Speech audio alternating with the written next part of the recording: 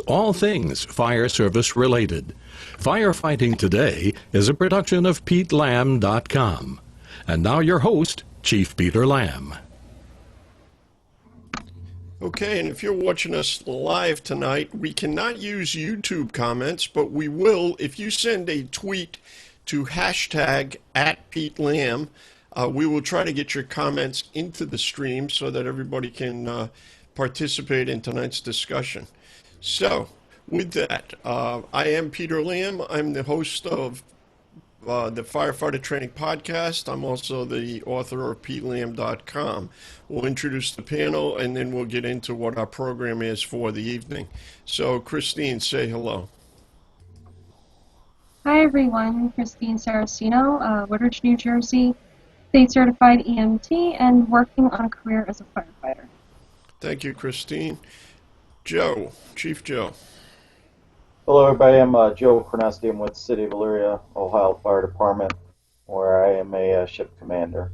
Thanks for having me on tonight, Chief. No, you're always welcome, Joe. John, say hello. Good evening, everybody. Lieutenant John Hale with the City of Passaic Fire Department, New Jersey. Also a fire department instructor and EMT in New Jersey. Thank you for having me on tonight. Always welcome. We'll skip our guest presenter for a second. We'll go over to Chief Whitley. Say hello. Hi, Warren Whitley, retired Assistant Chief in Prince William County, Virginia. All right. And our presenter for tonight is Chief Rob Fling from Dix Hills, Long Island. Chief, tell us a little bit about yourself, and I think you just go right into the presentation, if you would. All right, sure. I actually have a little bit about me, a bio slide in the presentation, so I'll kick it right off. But first, I got to say thank you for the opportunity tonight, Chief. I really appreciate it. I hope everybody enjoys. Let's go back. We'll share the screen, and we'll kick this off.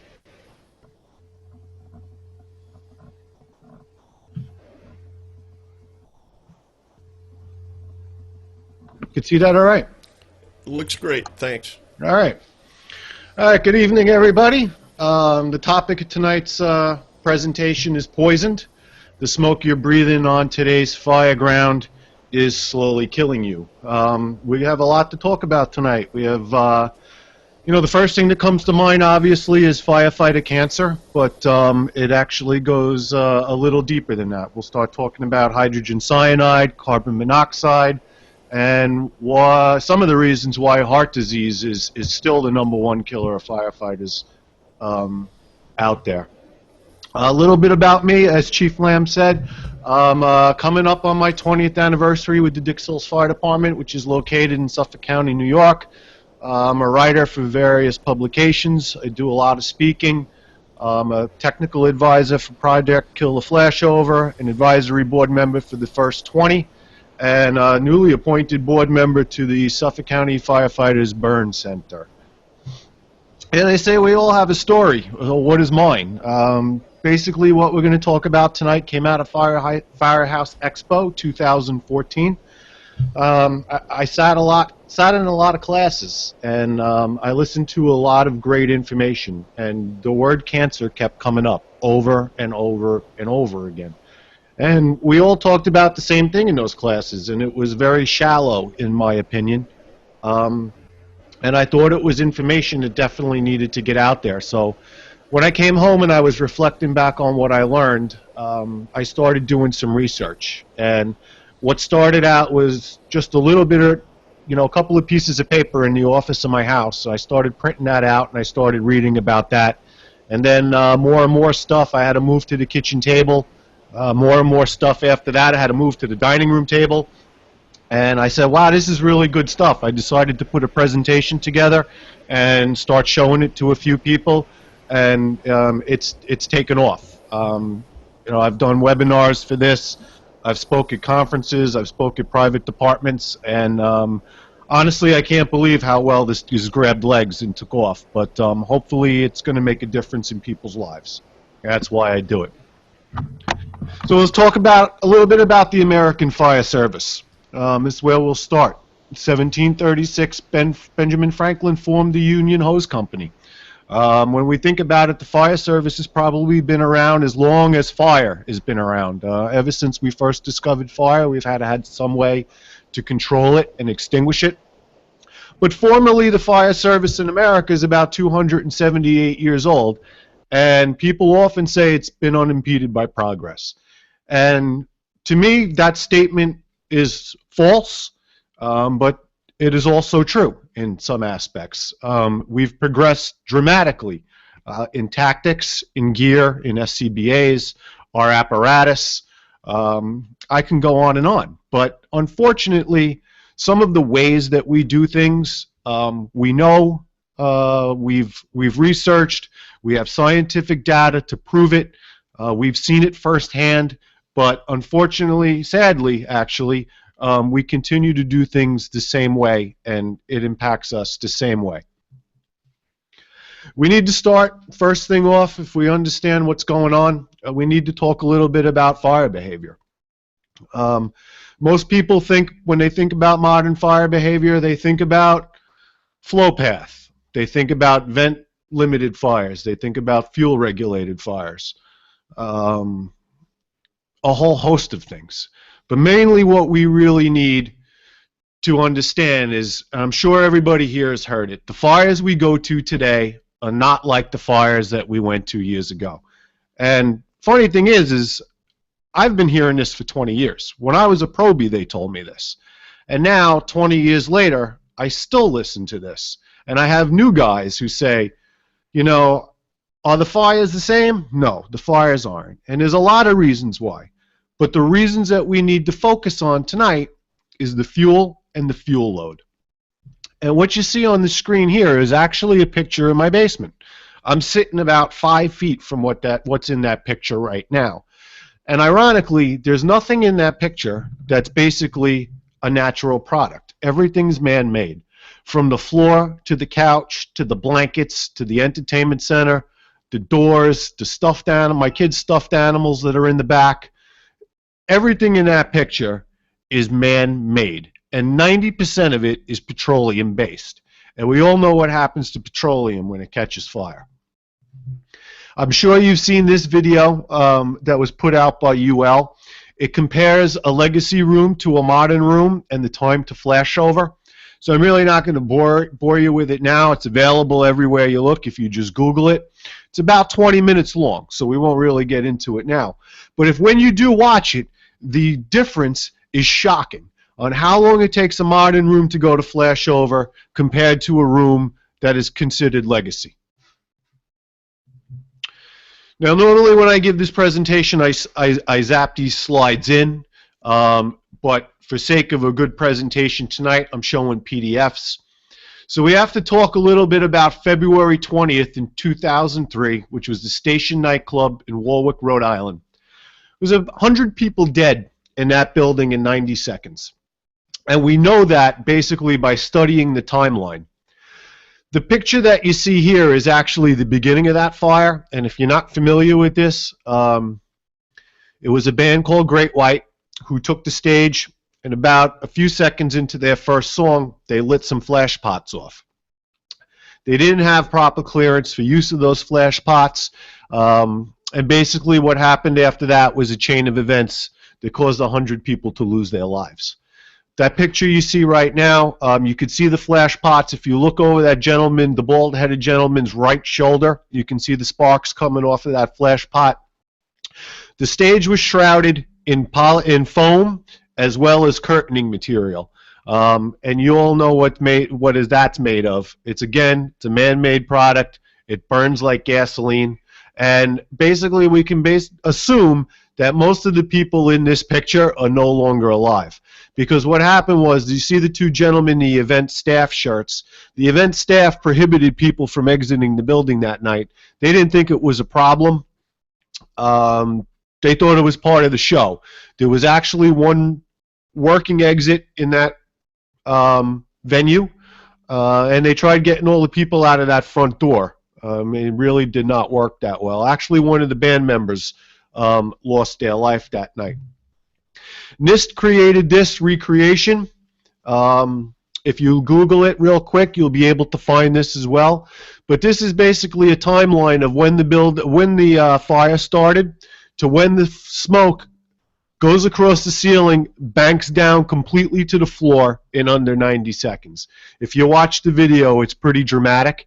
And just try putting yourself in the shoes of somebody that was in that room that night. I'm sure a building like this, a fire like this, looks familiar to all of you. Those of you involved with KTF, John, Pete, and Chief Whitley, you'll know that this is a fire that basically violates 3 of the 4 rules, if not 4 rules of go, no-go. We have a thermal layer, a neutral plane, that's lower than 48 inches. We have that dark, turbulent smoke. And if we shot a thermal imaging camera in there, I'm sure we're probably up over 400 degrees. If you look over to the firefighters whose back is facing us, you'll see another face piece back there in the smoke. My guess is he's not saying to his brother on the front porch, come on in, everything's great. He's probably saying, get the hell out of my way, I'm looking to get out. But you can see from that smoke some of the particulates that's going on in there. And we're going to talk a little bit about that in a little while. As firefighters, our job title has stayed the same, but our job description has changed dramatically. We need to ask ourselves, what has changed? This picture right here is Deputy Chief Ron Wenzel. He's from Pennsylvania. If you take a look at him, that's the way we all came out of fires. We all looked like that. Some of us actually strive to look like that. The problem is we know it's starting to affect our health. Deputy Chief Wenzel died, I believe it was November 2014. He died of a brain tumor that was brought back to be contracted from the occupation. But we don't need to look like that anymore, ladies and gentlemen, and we'll go a little bit more into that in a little bit. The other thing that we need to be is part scientist. Why do we need to be part scientist? Well, we need to know what's going on in these buildings prior to us entering them. We need to be able to read what the fire is doing. We need to be able to know what's going on, and we need to be able to act accordingly.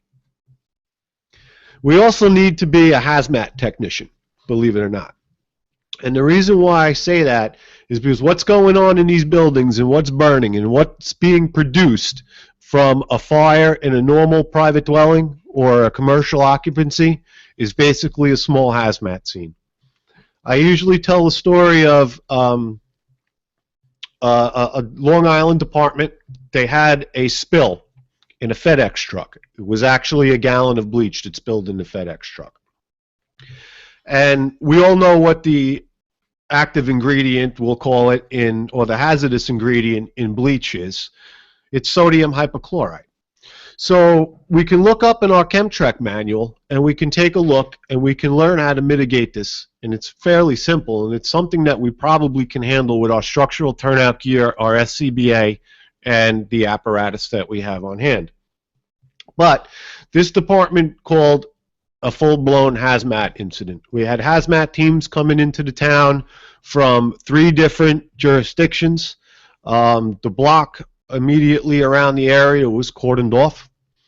And in reality, it was not a bad call, because if you're not familiar with this, if you're not really accustomed to operating in that environment, yeah, absolutely, you'd want to call the hazmat team. But ironically, we go to a hazmat every time we go to a fire. And we have in the neighborhood of 800 plus chemicals that we expose ourselves to in a fire. That's technically a hazardous materials scene. Yet we routinely walk in these buildings with little to no turnout gear, and maybe somebody wears their mask, 1 or 2 people wear their mask. Add all of this up is some of the reasons why we're getting sick. These pictures, this picture right here is something that's a little too familiar for some of us. Me being from Long Island, having lived through 9/11, I saw this way too often. Probably went to 25, 30 funerals back then, no problem. And we're getting sick line of duty, non-line of duty, you know what? If a brother or a sister dies, it doesn't get any easier. If we go to a line of duty or a non-line of duty funeral, we're saying goodbye to somebody that we knew. We might be saying goodbye to somebody that we didn't know, but the circumstances are still the same. And most of these funerals are actually preventable, and we'll talk a little bit about that as well in a few minutes. In 2013, 97 on-duty firefighter deaths in the United States. And as you can see by the graph I have up on the screen, 30% sudden cardiac related, 8% asphyxiation, 25% burns, 33% internal trauma and crushing. The part we're going to really talk about right now is sudden cardiac.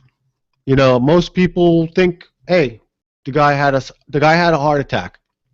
Well, truth is he might have had a heart attack, but just because he was out of shape, which we all start to think about of why somebody has a heart attack, is not necessarily the answer.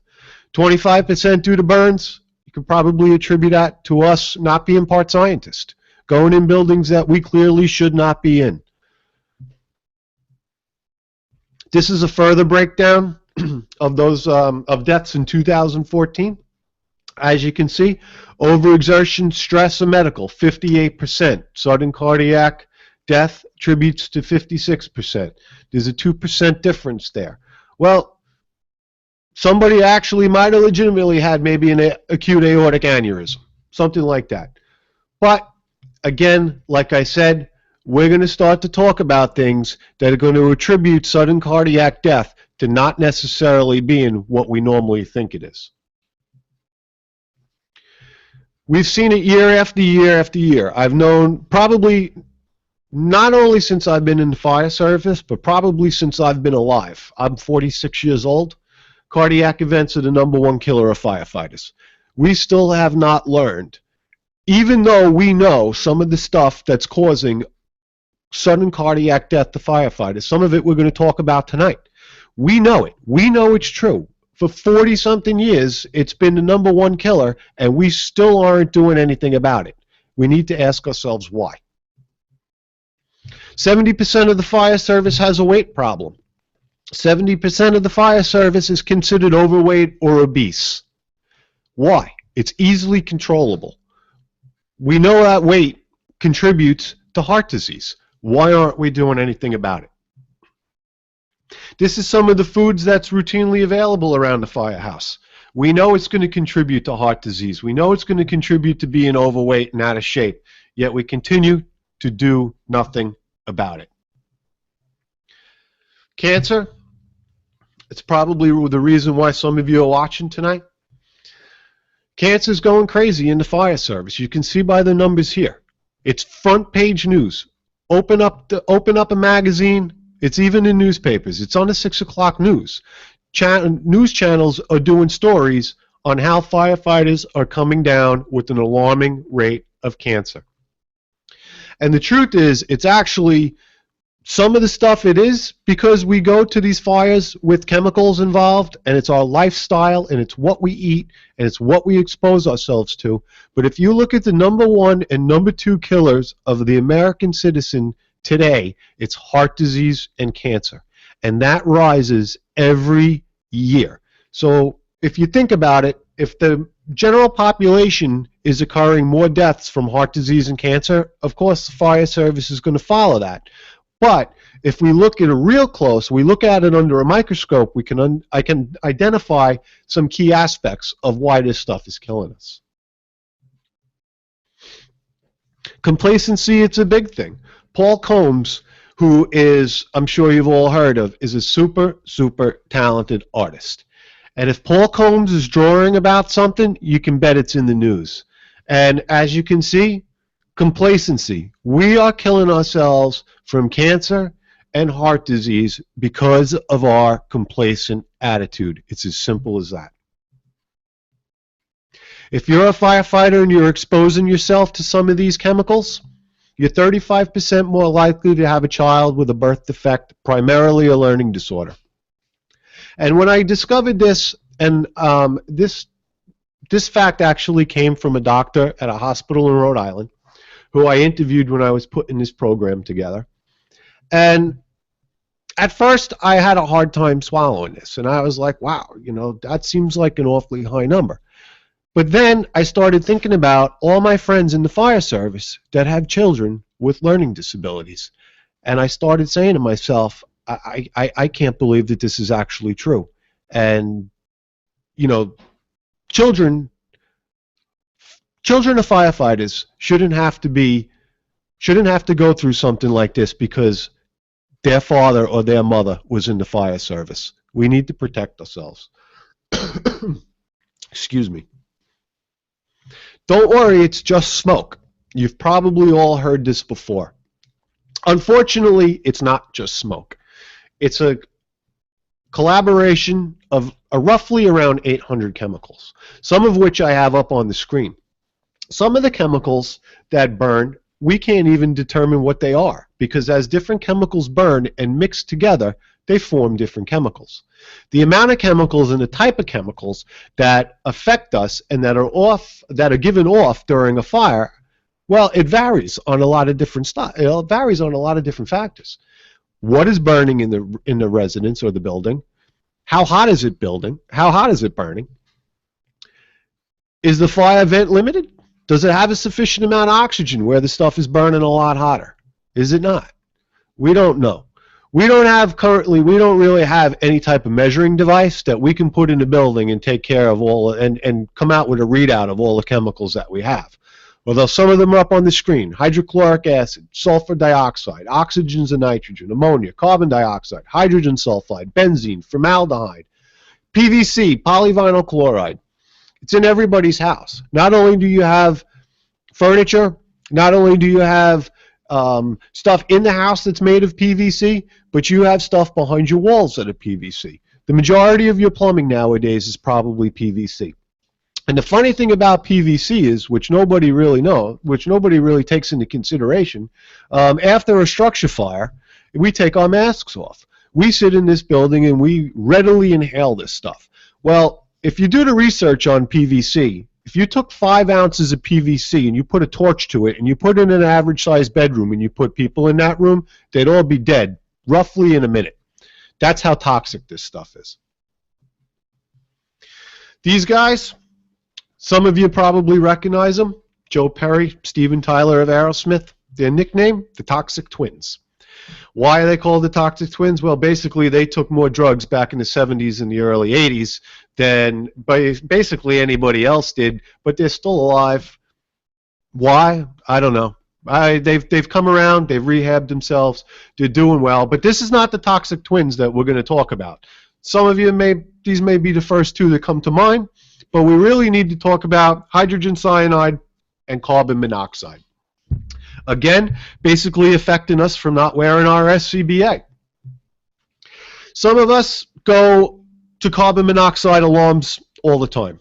I probably run a few hundred of these a year, no problem. The majority, just like any other automatic alarm, is probably a low battery. A good number of them are legit, though. And some of the things that we need to talk about with carbon monoxide is it displaces the oxygen in your body, deprives the heart and the brain of oxygen. Some of the symptoms of carbon monoxide poisoning, flu-like symptoms: headache, fatigue, shortness of breath, dizziness, nausea. High levels, severe symptoms: mental confusion, vomiting, loss of muscular coordination, loss of consciousness, and death. With that being said, how many people have gone to a fire, left that fire with a banging headache, or maybe an hour or two have had a headache? That, in essence, was you being poisoned, most likely from the carbon monoxide that you were breathing. So when we have high levels of carbon monoxide, we have high levels of chemical in the air, we can probably assume that our level of oxygen is deficient. And if you look up on the screen and you look at this chart, 23.5% of O2 is our maximum safe level as defined by OSHA. 19.5 to 21% is basically where most of us fall with amount of oxygen in the air. But when you start falling down below that, you're going to start to see some things. First signs of hypoxia at 15 to 19%. And what are the symptoms? Decreased ability to work strenuously. May induce early symptoms in persons with coronary, pulmonary, or circulatory problems. So if we start to see some symptoms with this, and at 15 to 19% of oxygen, we know that the most dangerous time of a fire is overhaul. That's when most people become injured. That's when most people succumb to some type of injury. So we need to start establishing the correlation between our cardiac-related deaths and the possibility that what we're doing is we're having a CO, hydrogen cyanide, or an oxygen-deficient environment that's probably giving people some problems here. Hydrogen cyanide, level as low as 50 parts per million, can be toxic or lead to a fatality. And the symptoms of it are acute cyanide poisoning, can mimic heart attack and CO poisoning. So again, we need to ask ourselves, are some of these people that are dying on the fire ground, are they really dying from a pre-existing heart condition, or do we have something else going on here, such as CO or hydrogen cyanide poisoning? Now, 50 parts per million is relatively low. And what I started to do when I started to study this is when I went out and got a hydrogen cyanide meter. I also carry a CO meter. So routinely after a fire, I'll walk into a building with my 2 meters and I'll start to try to understand what's going on. I've been in buildings where the fire has been knocked down, companies are starting to overhaul, and of course I walk in, nobody's got a face piece on. Immediately my CO meter starts to go off and continues to go up to roughly 800 parts per million. My hydrogen cyanide meter is set to actually start alarming at 50 parts per million, and I've reached well over 300 parts per million of hydrogen cyanide. And now you just have to understand that this is not somewhere that we really need to be. Hydrogen cyanide, the half-life in the body is about an hour. It's 35 times more toxic than carbon monoxide.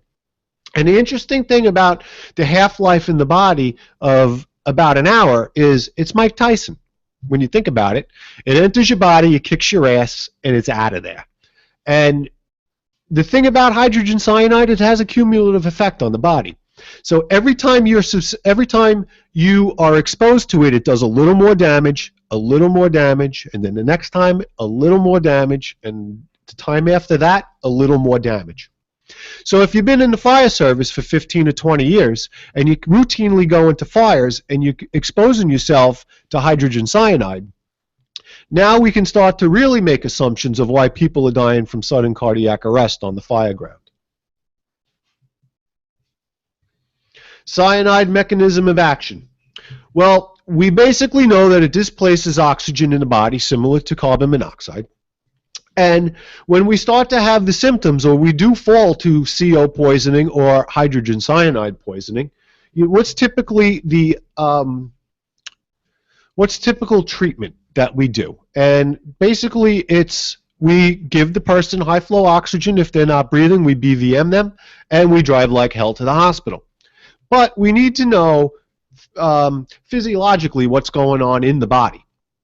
And if you look at the screen right now, it says no amount of supplemental oxygen can overcome the deficit in affected cells, which is very interesting. So what that basically means is when we have somebody that falls to hydrogen cyanide, carbon monoxide, or any other type of smoke, basically we are trying to oxygenate them to the best of our ability and get them to the hospital. But in effect, what we're doing is absolutely nothing, because even though we're pumping oxygen into the person, that oxygen is not getting into the cells. Now you have to excuse this slide here. It was actually meant to, it's a two-piece slide. It was actually meant to, the cyano kit was meant to come up first. This is something that you're going to see a lot more departments carrying. It's basically an antidote for cyanide poisoning. You can think of it as a Narcan. Narcan is to heroin, cyano kit is to hydrogen cyanide. And if you can see the picture here, this was actually a fire that I had the night before Easter this past year. I was coloring Easter eggs with my kids, and we got a call for a structure fire. I was out the door right away. The building is actually probably about 1.5 miles from my house, so I was probably on scene in under 2 minutes. I encountered a single-story ranch. It was about a 50 by 30 private dwelling. I had heavy fire on the back of the house, which we call the Charlie side. Some of you call the 3 side. And I had police officers yelling at me that there was somebody in the building. As I was gearing up, the wife came up to me, started yelling, "My husband's in the building. My husband's in there. My husband's in there."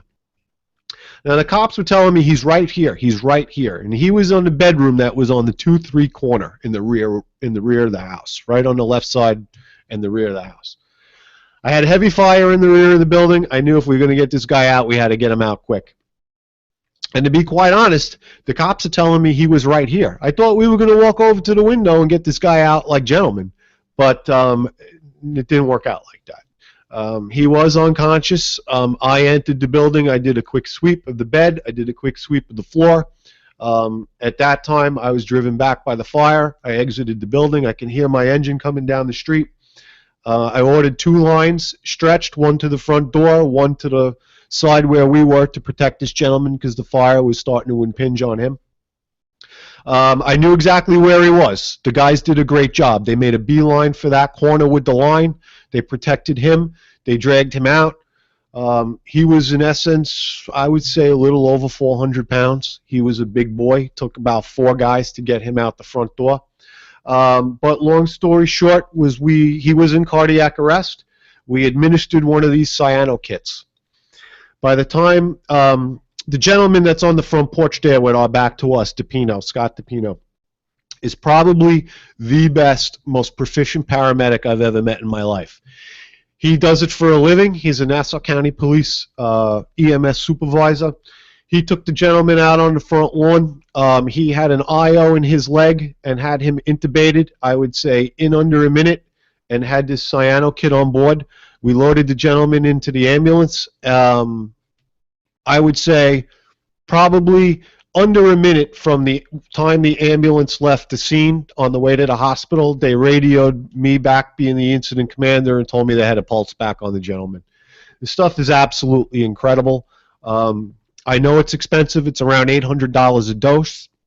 You basically have to have 2 doses at a minimum to administer to somebody, but I can't tell you the benefit of this stuff. If it's not for a citizen, it's for us. Every department should have this.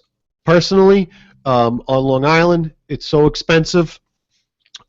Even my department, we don't carry it.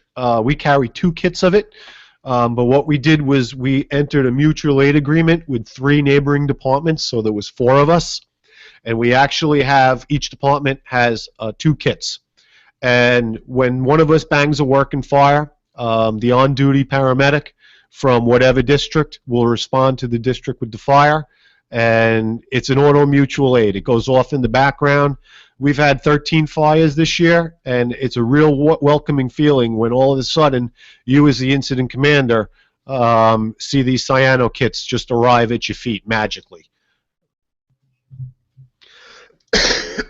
Excuse me. As you can see here in the left-hand picture, something that we see all the time. It's soot. It's in every burning building. What is soot? It's products of incomplete combustion. If you look on the right-hand side, it's our gear. Nice and clean there. But once we're in a building and we're operating, you normally look like this. And this is the way too many people like us have come out of fires routinely over the course of our careers. We generally like to look like this. It means we did a good job. It means, you know, we were in the thick of things. We were in where the fire is. But unfortunately, we now know it's starting to affect our health. For every 5 degrees your skin temperature increases, the absorption rate of your skin increases by 400%. So now if we backtrack to this real quick, let's think about this. We know some of the stuff that is on that gear is absorbing through the gear and is hitting our skin. So routinely when we're in a building and we're operating in a fire, it's hot. That's why it's a fire. We're sweating. We're working hard. Our body temperature is increasing. We're basically entombed in this protective gear. Our skin temperature is rising rapidly. So you can imagine what's happening. All of this stuff that's soaking through to our gear and hitting our skin at the same time that our pores are opening up because our absorption rate is going through the ceiling. Now our body is just like a sponge. Whatever's on our gear is now inside our bodies. How do we protect ourselves? A suit of armor would be nice, but really it's not that functional. So we have to start at the beginning. Not only do we need to worry about our protective equipment, our protective gear, and what we use, but when we're in the firehouse. Diesel smoke from our apparatus has been a known carcinogen to us for I can't even tell you how many amount of years. But benzene, one of the main carcinogens in the diesel smoke, has been around for how many years? I don't even know. It doesn't matter because it's still affecting us and still nobody's doing anything about it. One of the things we can do about it is we can hook up the hose. We can use the diesel evacuation equipment that we have in the firehouse. Well, hopefully most of us have it in the firehouse. But what's the main thing that we have to remember? We have to remember to use it. Because I go to a lot of firehouses, and I can routinely tell you that I see trucks backing into firehouses all the time. The truck backs in the barn, and then they hook up the hose. That's not what it's all about. We need to hook up the hose outside and back the rig in the barn. The hoods are hoods. Wash your hood Sundays. Everybody's seen it on social media. It's been around for months. It's kind of fallen off lately, though. I haven't seen it come across my Twitter stream probably in a few weeks. But we have to remember that we have to take it, and I want to say with face value, but really that's actually partly true. Because I've had people tell me, they've come up to me, Chief, I wash my hood every Sunday. I'm like, well, that's good, but when was the last time you were in a fire? Well, I haven't been to a fire in like 6 or 7 months. So then why are you washing your hood every Sunday? By the time you actually do go in the job, your hood's going to be withered down to nothing and your ears are going to be burning off your head as soon as you get in the building. A couple of the other things we could do, decontaminate ourselves. Normally what we do is we take a shower, but most people go back either to the firehouse or they go back to their house and they take a nice hot shower like they normally do.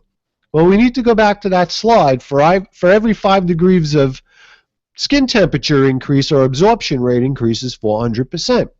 So if we go home after a fire and we have this dirt and soot all over us, and we didn't wash it off prior, we didn't decon ourselves at the scene, even if we did, we probably didn't do that good of a job. We go home and we take a shower. So now we're taking a hot shower. What's happening?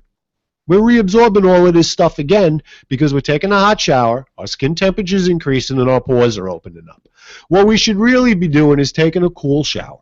At least getting all this contaminants off of us with the cool water, and after we've started to lather ourselves up, get all of this stuff off of us, we can start turning up the temperature on the water a little bit, make ourselves a little more comfortable. Some of the other things that we can do, a lot of people don't like to talk about, is sweat, exercise. We really need to do this. And so many people will go to the gym and they'll walk on the treadmill a little bit, they'll lift a couple of weights, and they say, hey, we worked out for the day. Well, maybe you got a little exercise, but I wouldn't consider that a workout. And I definitely wouldn't consider that a decon. One of the things about our bodies is it's amazingly efficient to do a lot of different things. And one of them is it's set up to actually decon ourselves. We can drink, we can urinate out the toxins. But what we're talking about right here is a profuse sweat. Open up those pores again and get ourselves sweating and clean ourselves out. Hydration. Hydration is extremely, extremely important. Why? Well, if we're well hydrated and we start to sweat, we have the fluid in us to excrete it and expel all of the toxins. If we are well hydrated and we're drinking a lot of fluids, I'm not talking about sugary beverages here. I'm talking about just plain water. Not even Gatorade. Just plain water is probably the best fluid that we can drink. So we all know what happens when we drink a lot of fluids. Well, we go to the bathroom a lot. Again, we're using the body's way of detoxing itself. We're flushing all of these toxins out of us. We're going back to what we said before. Most of us, 75% of us, even more is estimated, that we walk around day to day dehydrated. So let's start to think about this a little bit. We go on a fire, we crawl in the building, we're exposed to the temperatures that we are, we're encapsulated in our gear, and we do a lot of work. We're sweating like crazy.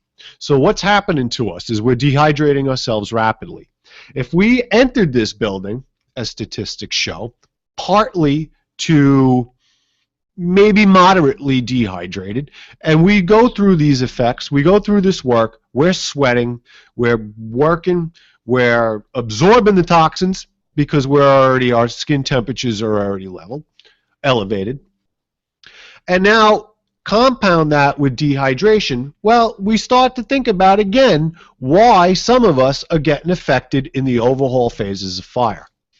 If you look and you read some of this, mental aspect of dehydration. Dehydration can degrade specific aspects of cognitive performance, including visual attention, anxiety, fatigue. Visual working memory is also linked to negative mood. Fine, all well and good. But now let's look to the bottom left of this screen and we'll look at the physical aspects of it. Studies have shown that the modest level of dehydration, 2% of our body mass, can result in around a 20% decrease in physical performance levels in temperate climates up to 40%, blah, blah, blah. So now this really starts to make sense because we're entering buildings dehydrated, we're working ourselves a sweat, we're getting even more dehydrated, and all of a sudden we're showing up in the overhaul phases of fire and we're starting to have problems. So why should we do any of this that we talked about today? Basically because there's people at home that care about you. There's people at home that love you, and there's people at home that depend on you. And nobody's going to do it for us.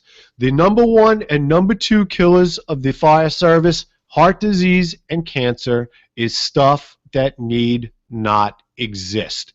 This is stuff that we can do things about it. We have a little proactive attitude, and we can finally drum the numbers down. Thank you very much. My contact information is up on the screen. If anybody has a comment, anybody would like further information on this, please contact me. I'd be willing to help you talk about it at any time. Chief, if anybody has any questions, you can take them across Twitter. I'll be happy to answer them. Sure. Let's just, you need to stop screen sharing. There you go. Perfect. Let me just get that out right now. If you are watching us live, there are a few viewers watching us live. We've got some troubles with the YouTube comments, but if you put a tweet out, hashtag @PeteLam, I'll be happy to take that in. Any comments or questions from anybody on the panel, first and foremost. But again, if you've got something, send it to us on Twitter. But does the panel have any comments or questions for Rob? Yes, go ahead, Warren. Well, you want me to bring this up from the chat room. One of my things you've heard me rail about is that the lack of focus on fire behavior training versus hazmat training. NFPA requires about 4 hours of fire behavior training for firefighters up through Officer 4. But if you want to be a hazmat technician, it's hundreds of hours. I forget what the number is, but I think somebody can chime in if you know it. 160. It's a lot. How much? 160. Yeah, which really isn't even enough for good fire behavior, but it's a start.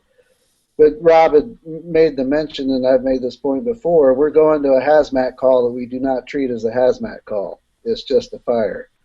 And Rob's brought up many good points about why we should be treating it more like a hazmat to protect ourselves. And I think that's a mindset we need to get people more into. And it's going to be a large paradigm shift, but I think he's brought up all the points why it's necessary that we make that happen.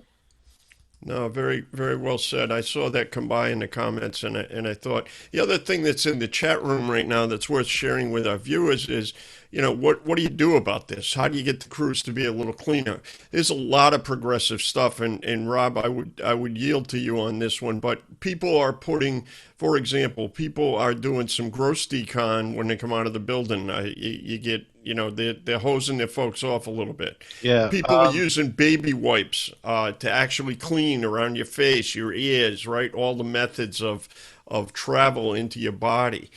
Clean, so we take our crappy gear and we sit on the truck. You go back in the jump seat.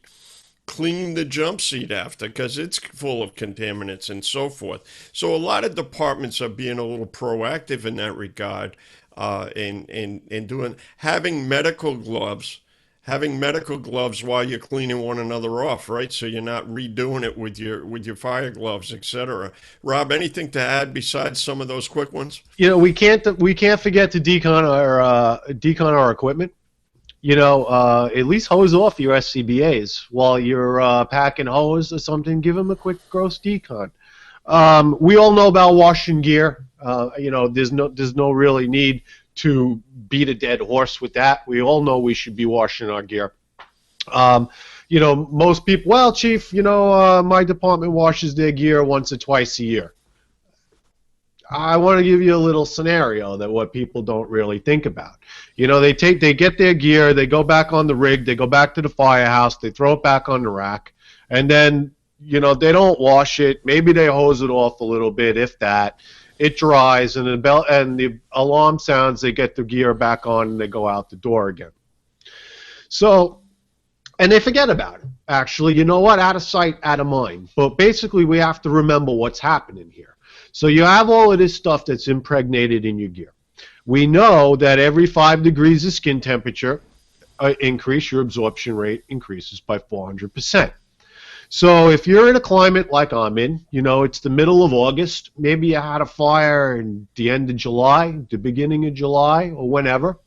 All of a sudden you go out on that automatic alarm, and it's 12 o'clock in the afternoon on a hot August day, and you know what? The officer says, all right, guys, just hang out here. We'll be right back. We've been here 100 times. They're doing construction in the building.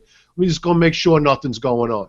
So now you got your tools like you're supposed to do. You're hanging outside, and you're in this beating sun. And now you're getting hotter and hotter and hotter, and you're starting to sweat, and you're getting hotter. And now what's happening? Exactly like you were exposed on that fire ground. Your skin temperature is increasing, your pores are opening up, and your body is starting to reabsorb everything that is still impregnated in that gear. So, it's not an easy question to answer. And when you start to think about this, it goes on and on and on. And it's really, really complicated. Most people want to say, hey, you know what, we're going to leave a fire and we're going to go back and we're going to wash our gear off and we're going to do this and everything's going to be hunky-dory. But it's not just a 1 or 2 aspect thing here that we need to solve. We need to change our mentality as a fire service on a whole. Chief Pronesti brought up in the chat room, well, what can we do about this? We need to do a lot. We need to start talking about this. This is stuff that most people don't want to hear, and they really don't want to do anything about. Out of sight, out of mind. Well, it's up to us as chiefs, and it's up to us as officers, and it's up to us as people that are influences in the firehouse to start talking about this and start making a good example. I gave the full-blown presentation of this to my department, and I know the fire service. I've certainly been around long enough. 10% of people listen to what you do. 10% of people listen and actually make it a habit of doing what you teach, and the rest of them just stand in the back and snicker. Well, we have had a really busy year this year, And I can honestly tell you that a lot of my guys come out of the fire building, and you see the booster line off the back of the truck, and they're standing like this at the rear of the rig, and they're hosing themselves off. They're washing their faces. They're washing their necks. They're throwing their gear in the cabinet, and they're washing it as soon as they get back in the house.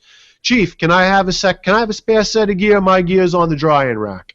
You know, I'll take 5% of change over 95% of change, because I know I'm not getting 95% compliance, but I'll take 5 because it's a start, and I know that sooner or later somebody's going, that 5% is going to be 6%, that 6% is going to be 7%, and I can even make this a mandatory thing, because guess what? I don't see too many departments that don't have the mandate of, you know what, when you're in a fire building, you wear your mask, and we all know how that goes.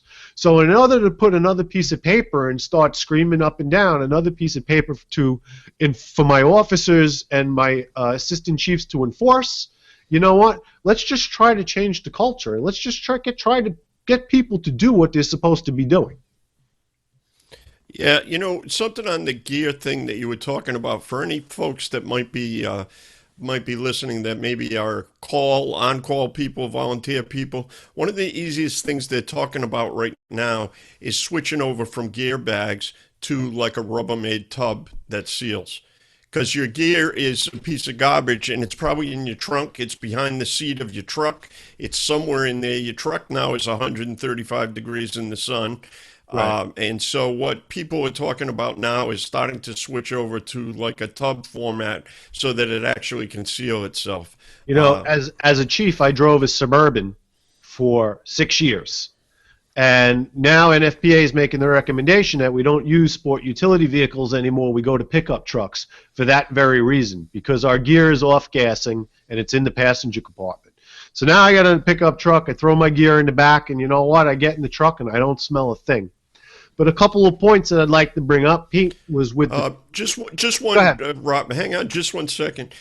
We got Dustin out there that's talking about it, and he says, as an instructor, I try to enter the training area to see what I can learn from other people. You know, so he's keeping an eye. He's paying attention on his people during training as a fire instructor. So I think that's a great point to be mentioned. Go ahead, Rob.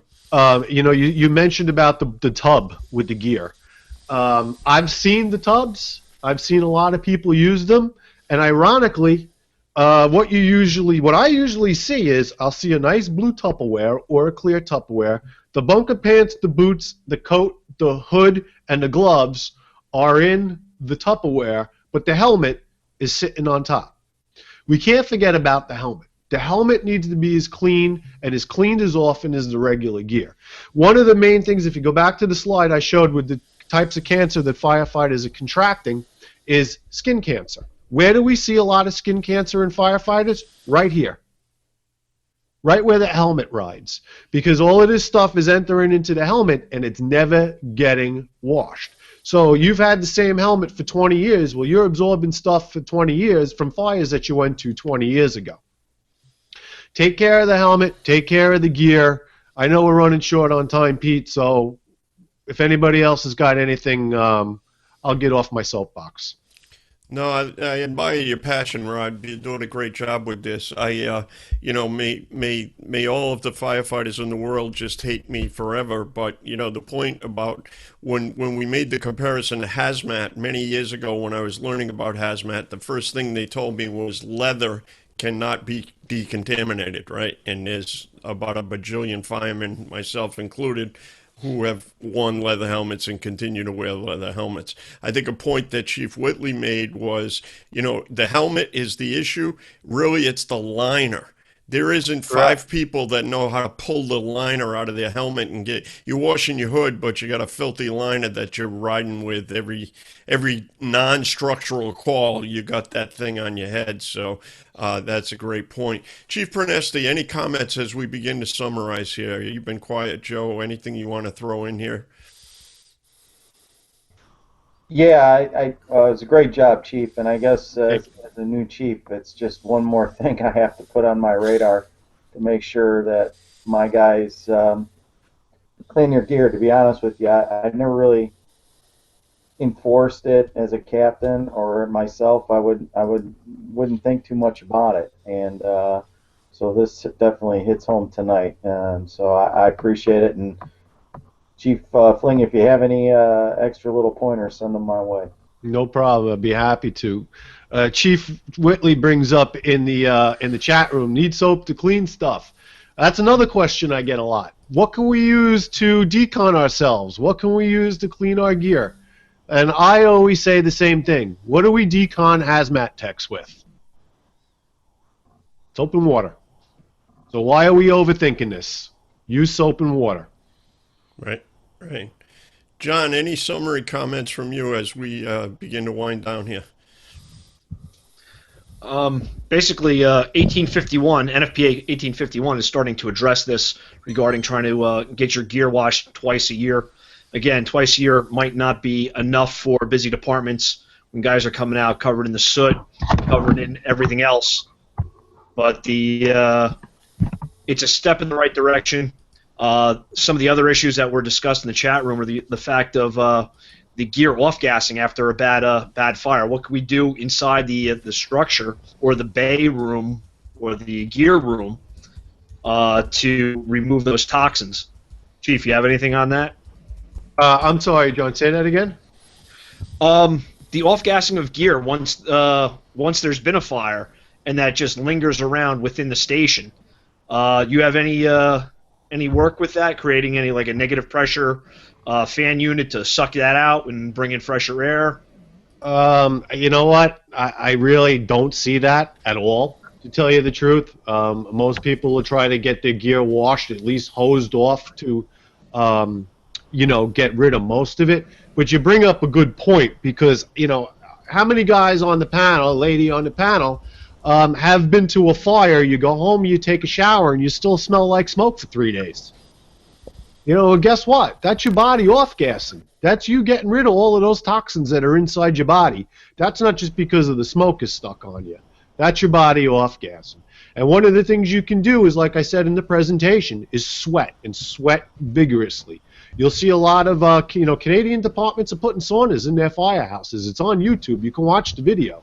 They ride an exercise bike and they have an infrared sauna in the firehouse. And that's exactly what it's designed to do, is to make you sweat and sweat out the toxins. I think that we'll leave that as the last word. Folks that are watching us, I'd ask you to share this. If you want to see this presentation again, as long as Rob gives me permission, it'll stay up on firefightingtoday.com. Go to firefightingtoday.com. You can see that. You can see the rest of our archives, and that will be viewable then. So, Chief Fling, great job. I love your passion. You gave us just enough to think about. We could certainly do a part 2 here. This was just a small, I rushed it, and, there's a lot of information. And if anybody would like to discuss it, please contact me. I'd be happy to. I talk about this all day long, 7 days a week. So just contact me. I'll be happy to get involved with it. Yeah, no, great stuff. And we'll see you again next week. We'll have another topic for you and see where we're going. I appreciate everybody who has taken the time to view and be with us, and certainly my thanks to the panel members. We'll see you next week.